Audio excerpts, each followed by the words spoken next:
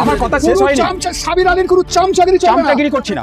আমরা অবিলম্বে শেষ করতে দেননি। কোটি টাকা চামচাগিরি চলবে না। টিএমসি দালাল সাবির আলীর চামচাগিরি দালাল। আমি একটা কথা বলি, আপনার স্বামী তো এই কাজগুলো করেছে, অভিযোগ সব আমি জানি। আপনি তো মেম্বার এলাকার। হ্যাঁ, যারা এসছে হ্যাঁ তারাই তো কাটমানি টাকা, তারা তো এখন ঘর বাঁধলে সেসব টাকাগুলো নিয়ে রেখে তাহলে আপনার কাটমানি খেয়েছেন? কাটমানি খেয়েছে কি না খেয়ে যারা ছিল তারা জানে। টাকা দিয়েছে, আমি কি জন্য আটকাতে যাব? উনিও টাকা ঘরে টাকা দিয়েছে, ঠিক আছে? আমার কথা শেষ হয়নি কিন্তু। আমার কথা শেষ হয়নি। সাবির আলীর কোনো চামচাগিরি চলবে না। চামচাগিরি করছি না। দিন চামচাগিরি কি আছে এখানে? চামচাগিরি যেটা সত্যি সেটাই বলছি। রাস্তাঘাটে উঠলে দিন খারাপি মেয়েরা ছেলেরা চালু করে বাস থেকে শুরু হবে। আমরা আইনত ব্যবস্থা দিচ্ছি। ওটা তো বর্তমানে একটা আপনার স্বামী এই কাজগুলো করেছে, তাই তো? না আমি জানি না অত। তাহলে আপনার স্বামীর বিরুদ্ধে অভিযোগ উঠেছে, আপনি তো মেম্বার। অত আমি কি জানি? আমি তো জানি। 15 জন গুন্ডা পুষে রেখেছিল এই সাবির আলী শেখ। 10 থেকে 15 জন গুন্ডা পুষে রেখেছিল। সব প্রত্যেকদিন তাদের মদ খাইয়ে গ্রামে ফুকে মেয়েদের প্রতি ঠের দিয়ে রেখেছে যে বিজেপি করলে তোমাদের ঘর ছাড়া করে দেবে। আচ্ছা, এই যে অভিযোগগুলো এখন করছে আপনারা তৃণমূল সরকার পতনের পরে, এতদিন কেন মন্তব্য করেন? কেন করতে পারিনি? কি কারণে? আমাদের থানা কোনো কথা শুনতো না, থানা গেলে কেস নিত না। এখন আমাদের বিজেপি সরকার আসতে আমাদের কেস, আমাদের নেতৃত্ব তারা বলেছে যে কোনো কিছু হলে থানা জানান, তারপর আমরা স্টেপ নেব। সে কারণে আমরা আজ রাস্তা নেমে এই আন্দোলন শুরু করেছি। তৃণমূল বিজেপি মুখোমুখি সংঘর্ষ, উত্তাল পরিস্থিতি। তৃণমূল মেম্বারের বাড়ি ঘিরে বিক্ষোভ। কাটমানির টাকা অবিলম্বে ফেরত চাই, না হলে পাল্টে দেব অবস্থা। প্রশাসনের দ্বারস্থ বিজেপি সমর্থকরা। আপনারা দেখছেন HBX প্রাইম নিউজ। আমি পল্লবী। এই মুহূর্তে বড় খবর দক্ষিণ 24 পরগনার ক্যানিং পশ্চিম বিধানসভা থেকে, যেখানে রাজনৈতিক উত্তেজনা ক্রমশ তীব্র আকার ধারণ করেছে। 231 ও 232 নম্বর বুথ এলাকায় তৃণমূল ও বিজেপির মধ্যে মুখোমুখি সংঘর্ষের পরিস্থিতি তৈরি হয়েছে। কাটমানির টাকা ফেরতের দাবিতে তৃণমূল মেম্বার সাবির আলী শেখের বাড়ি ঘিরে বিক্ষোভ দেখাচ্ছেন বিজেপি কর্মী সমর্থক এবং স্থানীয় সাধারণ মানুষ। তবে ঘটনাস্থলে মেম্বার সাবির আলী শেখ উপস্থিত না থাকায় তার আত্মীয় স্বজনরা দাবি করেছেন তারা কোনো কাটমানির টাকা নেননি। অন্যদিকে বিক্ষোভকারীদের স্পষ্ট হুঁশিয়ারি, অবিলম্বে কাটমানির টাকা ফেরত দিতে হবে, তা না হলে গুরুতর অ্যাকশন নিতে বাধ্য হবেন বলেই দাবি করেছেন। এছাড়াও সাবির আলী শেখের বিরুদ্ধে উঠেছে একাধিক গুরুতর অভিযোগ, যার মধ্যে রয়েছে 2026 বিধানসভা নির্বাচনে আগে এক গর্ভবতী মহিলার উপর অত্যাচারের অভিযোগ। পরিস্থিতি ক্রমশ উত্তপ্ত হয়ে ওঠায় এলাকায় তৈরি হয়েছে চরম উত্তেজনা। অভিযোগ রয়েছে বাড়ি ঘিরে বিক্ষোভ এবং ভাঙচুরের। এদিকে বিজেপি কর্মী সমর্থকরা ইতিমধ্যেই প্রশাসনের দ্বারস্থ হয়েছেন।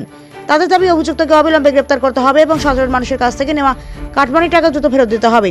কি বলছেন শুনুন তৃণমূল ও বিজেপি সমর্থক কর্মীরা। বর্তমানে যে কাটমানি ইস্যু, অন্যান্য জায়গায় কাটমানি হয়েছে, এখানে সাবিরদা কিন্তু নিঃস্বার্থভাবে যিনি এলিগেশন লাগিয়েছেন, ঠিক আছে, উনি এর আগের পিরিয়ডে রিজাউল শেখ পঞ্চায়েত সদস্য ছিলেন, সে সময় উনি ঘর নিয়েছেন।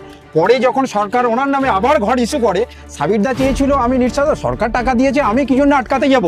উনিও ঘরের টাকা দিয়েছে, ঠিক আছে? আমার কথা শেষ হয়নি কিন্তু। আমার কথা শেষ হয়নি। সাবির আলীর কোনো চামচাগিরি চলবে না। চামচাগিরি করছি না। চামচাগিরি কি আছে এখানে? চামচাগিরি যেটা সত্যি সেটাই বলছি। রাস্তাঘাটে উঠলে দিন খারাপি মেয়েরা ছেলেরা চালু করে বাস থেকে শুরু হবে। আমরা আইনত ব্যবস্থা দিচ্ছি। ওটা তো বর্তমানে একটা হয়ে দাঁড়িয়েছে। মূলত আপনারা কি চাচ্ছেন? আমরা অবিলম্বে শেষ করতে দেননি। কোটি টাকা চামচাগিরি চলবে না। টিএমসি দালাল সাবির আলীর চামচাগিরি দালাল। আমি একটা কথা বলি, চলবে না। আপনি নিজে তো ডেলিগেশন লাগাচ্ছেন, আপনি নিজের ঘরটা করেছেন, সেটা প্রমাণ সরকারকে দেবো। ওটাই আমি ওটাই বলছি। আপনার ভাই দুটো ঘর নিয়েছে, আপনি ঘরটা আপনাদের করেছেন? অভিযোগ যে ঘর করেনি, তাই তো? ঘর করেনি, ঠিক আছে। সাবির দায় করেছিল যে এর আগের পিরিয়ডে ওরা ঘর পেয়েছিল। সাবির দায় করেছিল যে সরকার যখন ঘর দিচ্ছে আমি কেন আটকাতে যাব। তো ওনাদের ভালোবেসে ওনাদেরকে ঘরের টাকা আবার করে দিয়েছে। সরকারি টাকা তারা পাবে। যে অভিযোগ উঠে আসছে, সরকারি ঘর কিন্তু দিয়েছে। আরো যে একটা গুরুতর অভিযোগ, তৃণমূল সরকার ক্ষমতায় থাকাকালীন একাধিক দুর্নীতি করেছে। কারণ বিশেষ করে যে সমস্ত ডিজিটাল সাংবাদিক যারা রয়েছে তাদের উপর কোনো অত্যাচার করা হয়েছে। কারণ এই গ্রামের মধ্যে ক্যানিং পশ্চিম বিধানসভার মধ্যে একটি ঘটনা ঘটেছিল। কারণ বিজেপি সমর্থক কর্মী তারা বিজেপি করার কারণে কিন্তু তাদের ঘর বাড়ি ভাঙচুর করেছে, এমন অভিযোগ উঠে আসছে। কিন্তু সেই ভিডিও না ছাড়ার কারণে কিন্তু একাধিক কিন্তু দুর্নীতি হয়েছে এবং তারা বারংবার কিন্তু হুমকির মুখে পড়তে হয়েছে ডিজিটাল সাংবাদিকদের। বিশেষ করে এই ভিডিও কিন্তু আমি করেছিলাম বিজেপি সমর্থক কর্মী যারা রয়েছে তাদের হামলা চালানোর কারণে, সেই ভিডিও কিন্তু আমি ছাড়তে পারিনি। কারণ এই মুহূর্তে তৃণমূল সরকার পতন হওয়ার পরে কিন্তু বিজেপি সমর্থক কর্মী যারা রয়েছে তারা কিন্তু গুরুতর অভিযোগ করছেন যে শাসক দল অর্থাৎ তৃণমূল যে শাসক দল ক্ষমতায় ছিল তারা কিন্তু এই সমস্ত কাজের সঙ্গে জড়িত ছিল এবং তৃণমূল সরকার অর্থাৎ ক্ষমতায় থাকাকালীন তারা যে কাজকর্ম করেছে সেই কাজের বিরুদ্ধে কিন্তু আজকের বিজেপি সরকার গড়ার পর থেকে কিন্তু তারা আন্দোলন করছেন। এবং এই মুহূর্তে ক্যানিং পশ্চিম বিধানসভার মধ্যে গুরুতর যে অভিযোগগুলো উঠে আসছে একাধিক অন্তর থেকে, যে অর্থাৎ কাটমানি, এই কাটমানি টাকা কিন্তু অবিলম্বে ফেরত দিতে হবে। এবং বিজেপি সমর্থক কর্মী তারা বলছে কিন্তু কাটমানি টাকা যদি ফেরত যদি না দেয় তাহলে একাধিক যাতে যেভাবে ডিমের বর্ষা হচ্ছে, ডিম ছড়াছড়ি হচ্ছে, সেই ডিম ছড়াছড়ি কিন্তু তারা করবেন, এমনটা অভিযোগ। আর এই মুহূর্তে সাধারণ মানুষ তাদের কি বক্তব্য শোনাবো। আমাদের বুথে ওই সর্বিপাড়ায় লক্ষণ সর্দার বলে তার ছেলে জীবন নিয়ে হসপিটাল পাঞ্জা লড়ছে, তার কান্না দেখলে এটা মিডিয়া করাতে হবে। সে বলেছিল যে আমি 10,000 টাকা দিতে পারবো না, বলে যে ছেলে মরে যাক দেখার দরকার নেই। কার কাছ থেকে 10,000 টাকা সে কেঁদে আমাদের একদিন বলছে, দরকার হলে আমি মিডিয়ার সামনে তার লিখিত আমি বলেছি তোকে নিয়ে আমি থানায় যাব। তো ছেলে যখন হসপিটালে ভর্তি ছিল বলেছে না ও ছেলে তুলে দেখবো না, কাটমানি তার 10,000 টাকা নিয়েছে তার কাছ থেকে। সে বলেছে লিখিতভাবে আমাদের দেবে বলেছে, দরকার হলে আমার সঙ্গে থানায় যাবে, সে এ পর্যন্ত বলেছে। এই ব্যক্তিরা 15 জন গুন্ডা পুষে রেখেছিল। এই সাবির আলী শেখ 10 থেকে 15 জন গুন্ডা পুষে রেখেছিল।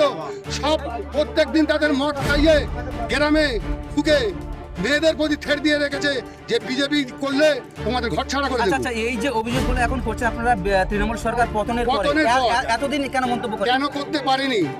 কি কারণে? আমাদের থানা কোনো কথা শুনতো না, থানা গেলে কেস নিত না। এখন আমাদের বিজেপি সরকার আসতে আমাদের কেস আমাদের নেতৃত্ব তারা বলেছে যে কোনো কিছু হলে থানা জানান, তারপর আমরা স্টেপ নেব। সে কারণে আমরা আজকে রাস্তা নেমে এই আন্দোলন শুরু করলাম। লাগালেন না যে ঘরবাড়ি ভাঙচুরের এলিগেশন লাগিয়েছে। এই ঘরবাড়ি ভাঙচুর করেছে, ভিডিও আমার কাছে ছিল, সেই ভিডিও আমি মেম্বারের কাছে পাঠিয়েছি। হ্যাঁ দেখান না, ভিডিও রয়েছে, ঘরবাড়ি হ্যাঁ, ভাঙচুরের বলুন, মতো বলুন। 231 নম্বর বুথে ঘরবাড়ি ভাঙার মতো কোনো এলিগেশন নেই। সম্পূর্ণ আপনি মিথ্যে কথা বলছেন, ভিত্তিহীন কথা বলছেন। ঠিক আছে, হতে পারে রাজনীতিক ইস্যুতে কখনো কখনো উভয়ের মধ্যে বচসা হয়েছে, ঠিক আছে, কিন্তু এই নয় যে ঘরবাড়ি ভাঙা হয়েছে।